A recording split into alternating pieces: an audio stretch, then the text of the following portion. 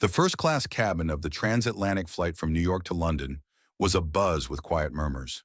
Business executives sipped on champagne, an actress scrolled through her script, and a sharply dressed man in his mid-40s, Robert Calloway, leaned back into his leather seat, exuding arrogance.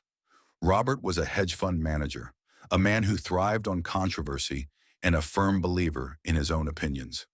He was scrolling through the news on his tablet when his eyes landed on a woman seated across the aisle. Something about her seemed familiar, her poise, her elegant attire, and those striking eyes. But Robert, a man who prided himself on recognizing social elites, couldn't place her immediately.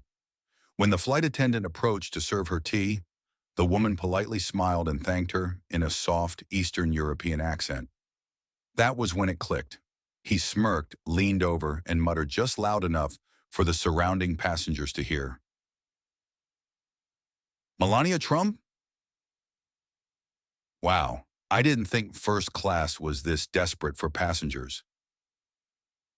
A hush fell over the cabin. A few travelers turned their heads toward Robert, sensing the hostility in his tone. The woman lifted her eyes, a flicker of surprise passing over her delicate features, but she said nothing. Encouraged by her silence, Robert continued. I mean, I don't blame you for hiding behind those big sunglasses. I'd be embarrassed too. Must be tough being the trophy wife of a man like him. He chuckled cruelly, sipping his bourbon. The woman remained composed, her fingers resting lightly on the rim of her teacup. The flight attendants looked uncomfortable, but no one stepped in. Robert smirked, reveling in his own wit. Let me guess, shopping spree in London? Or maybe meeting with some PR firm to fix your image? A sharp voice cut through the tension. That's enough. It wasn't Melania who spoke, but a man seated 2 rows behind Robert. He stood up, a tall, imposing figure in a dark suit. His presence alone sent a ripple of unease through the cabin. Robert turned, ready to retort, but the color drained from his face when he saw the badge flashing from the man's belt. Secret Service. The agent's voice was low, firm, and laced with quiet authority. Mr. Calloway, I strongly suggest you show some respect. Robert scoffed, but his confidence wavered. Respect? For what? A woman who married her way into money? The agent's jaw tightened. He turned to Melania, who gave him the slightest nod, almost imperceptible. That was all the confirmation he needed. Another flight attendant appeared, whispering something into the agent's ear. His expression darkened. He took a step closer to Robert's seat. Do you even know who you're speaking to? Robert rolled his eyes. Oh, please, I know exactly who she is. The agent tilted his head, his lips curling slightly. Do you? Then in a quiet, measured voice, he said something that sent an icy chill down Robert's spine. Sir, this woman is not Melania Trump. She is an undercover federal agent. Silence. Robert blinked, his arrogant smirk faltering. What? The agent didn't elaborate. Instead, he exchanged a glance with the woman, who calmly set down her teacup and removed her sunglasses. For the first time, Robert got a proper look at her face, and his blood ran cold. She looked eerily like Melania Trump, yes, but now, with the glasses off, the differences were glaring. Her features were sharper, her gaze piercing. There was something calculating in her eyes, something far removed from the graceful former First Lady. The woman finally spoke, her voice measured but deadly. You should be careful who you insult, Mr. Calloway. Robert swallowed hard. Who are you? She didn't answer. Instead, the agent leaned in, lowering his voice. We've been tracking you for a while, Mr. Calloway. You've got powerful friends. Some of them aren't too happy with you lately. The weight of those words sank into Robert's chest like a stone. The agent straightened. Now I suggest you enjoy the rest of your flight. Quietly. Robert didn't dare say another word. For the next 6 hours, he sat rigid in his seat, glancing at the woman every so often, his mind racing. Who was she? What did they know about him? And more importantly, what was waiting for him when the plane landed? The hum of the aircraft was the only sound filling the uneasy silence in the first-class cabin. Robert Calloway felt his heartbeat in his throat, his mind racing with possibilities. An undercover agent? Tracking him. He forced himself to swallow his fear and think logically. He had nothing to hide, right? Across the aisle, the woman who looked so much like Melania Trump returned to sipping her tea, her expression unreadable. The Secret Service agent had returned to his seat, but Robert could still feel the weight of his gaze pressing on him. He reached for his bourbon, his hand trembling slightly. They had to be bluffing. A stranger with secrets. The minutes stretched on like hours, and Robert couldn't stop himself from sneaking glances at the woman. Who was she really? If she was an undercover agent, why was she in first class? Was she there because of him? His stomach twisted at the thought. Finally, unable to bear the silence any longer, Robert cleared his throat. Look, if this is some kind of joke, it's not funny. The woman didn't even flinch. She just swirled the tea in her cup and murmured, "Does it feel like a joke?" Something about her voice sent a chill through him. Robert forced a smirk, leaning back in his seat. You can't just throw around accusations like that. I know my rights.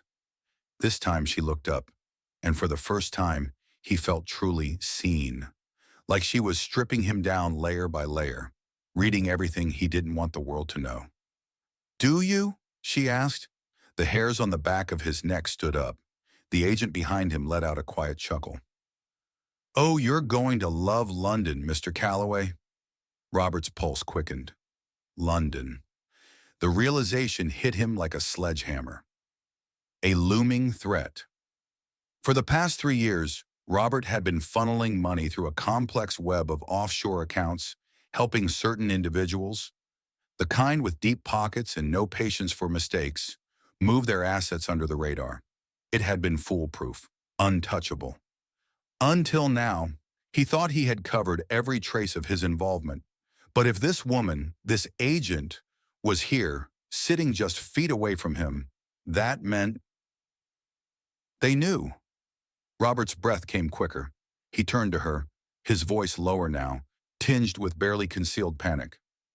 "What do you want?" The woman tilted her head slightly. "It's not what want, Mr. Calloway. It's what they want." Robert's grip on his glass tightened. Who were they? The U.S. government, British intelligence? Or worse, had his own associates turned against him? Before he could ask, the flight attendant's voice crackled over the intercom. "Ladies and gentlemen, we'll be landing in London shortly. Please ensure your seatbelts are fastened." Robert wiped the sweat from his brow. The woman across from him calmly placed her empty teacup on the tray and adjusted her wristwatch. And then, with an unsettling smile, she spoke one final sentence. "Welcome to the end of your freedom." The plane's descent felt like a slow-motion nightmare for Robert Calloway. Every second brought him closer to London, closer to whatever was waiting for him. His mind ran through every possibility. Was he being arrested? Was he being handed over to British authorities? Or was something much, much worse about to happen? He stole another glance at the woman. She wasn't Melania Trump. That was clear now. She wasn't even a regular federal agent. She was something else. The way she carried herself, the way she spoke, it wasn't just about law enforcement. There was a deeper game being played, and Robert was the pawn. The plane landed with a soft jolt, taxiing down the runway as the flight attendants made their usual announcements. But Robert wasn't listening. His entire focus was on the front of the cabin, where two suited men had just stepped in from the jet bridge. British intelligence. His stomach lurched. A deadly choice. The woman across from him stood up, reaching for her designer handbag as if nothing unusual was happening. The agent behind Robert leaned in. "Time to go, Mr. Calloway." Robert stayed frozen. The men at the front of the cabin were now scanning faces, looking for someone. Him. He had two choices. One, stand up, walk off the plane, and accept whatever fate was waiting for him. Or, two, make a run for it. His breathing was shallow. Running was insane. Where would he even go? But something told him that whatever was waiting past that jet bridge was worse than prison. Robert's fingers curled around the buckle of his seatbelt. He had one shot. And then, click. Something cold pressed against his side. He turned his head just slightly, and there she was, the woman standing close enough for him to see the small but deadly pistol she had slipped between them. A weapon, on a plane. His entire body stiffened. No one else could see it, but he could feel it. She leaned in, her lips barely moving. "Don't do anything stupid." Robert swallowed hard. The men at the front were closing in now. One of them made eye contact and nodded. It was over. The agent behind Robert stood, grabbing his carry-on bag for him. "Let's go." Robert hesitated. The woman arched an eyebrow. Now. He had no choice. The final truth. As they stepped onto the jet bridge, the two British intelligence officers flanked them, escorting Robert past the curious eyes of other first-class passengers. He could hear whispers. Someone was recording on their phone. His heart pounded in his ears. They stepped into Heathrow's private security corridor, away from the public, and Robert finally found his voice. "What's happening? Just tell me." One of the British agents turned to him with a smirk. "You'll find out soon enough." The group entered a restricted area. The air was thick with tension. Then a door opened. Inside stood two men. One was a senior MI6 officer, his expression unreadable. The other? Not a government official. No badge, no uniform. Just a calm, composed man in an expensive suit, one of Robert's former business partners, one of the people he had thought he was working for. Robert's blood turned to ice. This wasn't a government arrest. This was a handover. The woman, whoever she really was, stepped aside, tucking away her pistol. She smiled. "Told you, Mr. Calloway. Welcome to the end of your freedom." The door closed behind them, and Robert finally understood. Prison would have been mercy. The cold, sterile room was suffocatingly silent. Robert Calloway stood frozen, his mind racing. This wasn't an arrest. This was a transaction. The British agents stepped aside, their job done. They weren't here to interrogate him. They were here to deliver him. To them. His former business partner, Victor Langley, adjusted his cufflinks and gave a slow, knowing smile. Robert's mouth went dry. "Victor, this is a mistake. You don't need to do this." Victor let out a quiet chuckle, shaking his head. "A mistake?" He stepped forward. "No, Robert. The mistake was thinking you could betray the people who made you rich." Robert felt the floor tilt beneath him. They knew. The offshore accounts, the quiet siphoning of funds, the tiny percentage he thought no one would notice. He had been so careful. He had convinced himself he was smarter than them. But they always knew.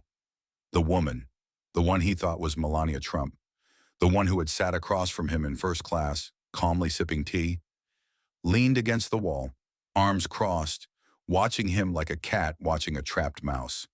She had been playing him the entire time. Robert turned back to Victor, forcing a desperate grin. "Look, I can fix this. I can return every cent. Double it even." Victor sighed. Robert. He stepped forward, placing a firm hand on Robert's shoulder. "This isn't about the money." A chill ran down Robert's spine. Victor turned to the woman and nodded. She pushed off the wall and walked up to Robert, her gaze unreadable.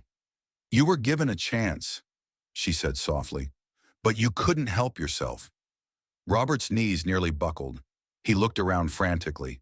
No cameras, no guards, no witnesses. This wasn't a government facility. This was a place where people disappeared. He was never leaving this room. "Please," he whispered. Victor just patted his shoulder again. "Goodbye, Robert." The last thing Robert saw was the woman reaching into her handbag, then darkness.